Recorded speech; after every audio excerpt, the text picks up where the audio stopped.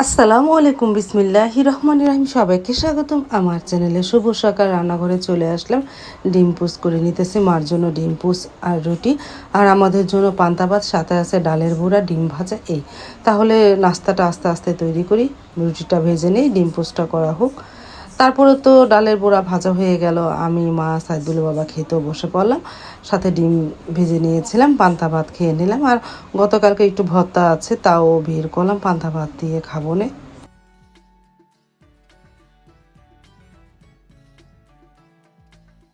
সাইদুল বাবার তো খাওয়া হয়ে গেল, আমি খেয়ে নিলাম গতকালকের ভর্তা দিয়ে আর পেঁয়াজু দিয়ে, মানে ডালের বড়া দিয়ে।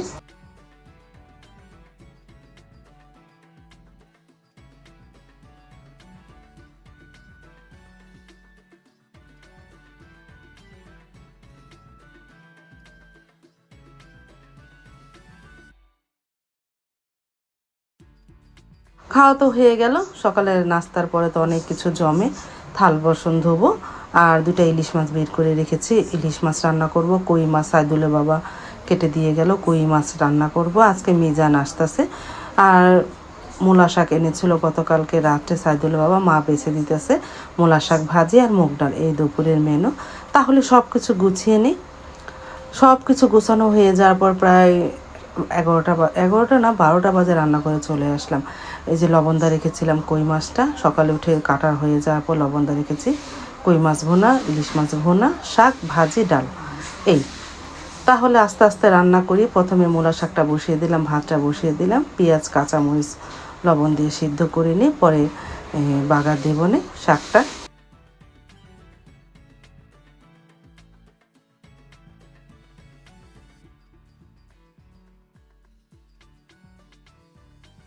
আর এদিকে আমরা বের করলাম, আমরা কেটে নিই। আমরা তো খুবই ভালো লাগে আমার কাছে।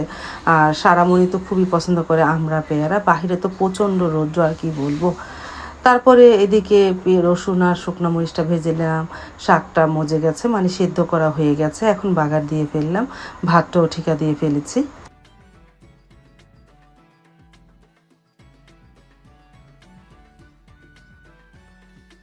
আর প্রেসার কুকারে মুগ ডাল সিদ্ধ করে নিতেছি।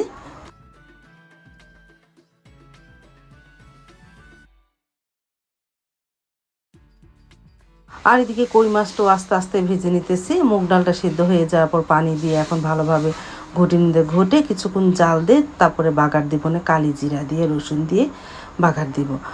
তারপরে মাছ ভাজা হয়ে যাওয়ার পর পেঁয়াজটাও ভেজে নিয়েছিলাম। এখন আদা রসুন দিলাম, একটু হলুদ গুঁড়া, মরিচ গুঁড়া, ধনিয়া গুঁড়া দিয়ে মশলাটা কষানো হোক।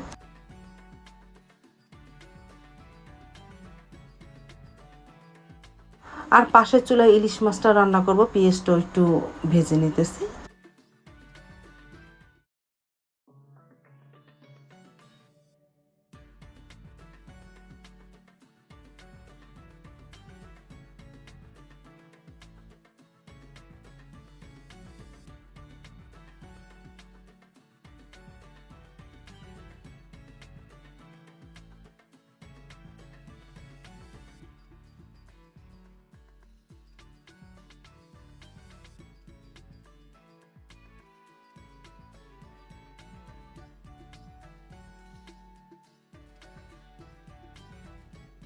ইলিশ মাছের মশলা কষানো হয়ে গেল। এখন ইলিশ মাছটা দিয়ে একটু হালকা নাড়াচাড়া করে পানি দিয়ে দিই। আর পাশের চুলায় ওই কই মাছেরও মশলা কষানো হয়ে গেছে, ওটার মধ্যেও পানি দিয়ে দিই। তারপরে বলক আসলে ভাজা মাছ ছেড়ে দিব নে।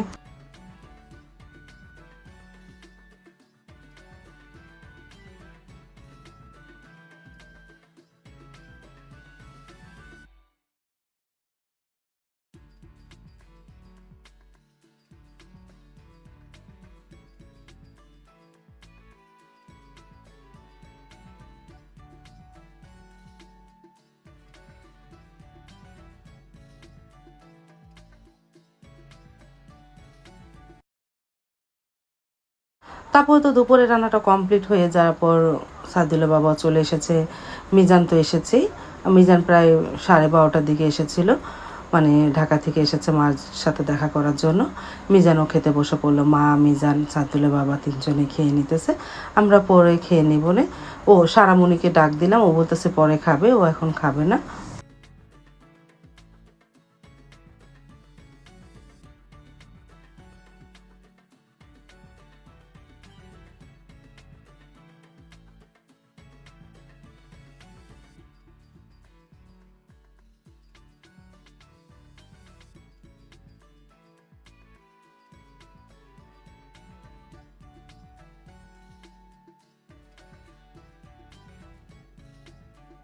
সবার খাওয়া হয়ে যাওয়ার পর এখন আমি খেতে বসে পড়লাম। আমি একা একাই খেয়ে নিলাম আলহামদুলিল্লাহ।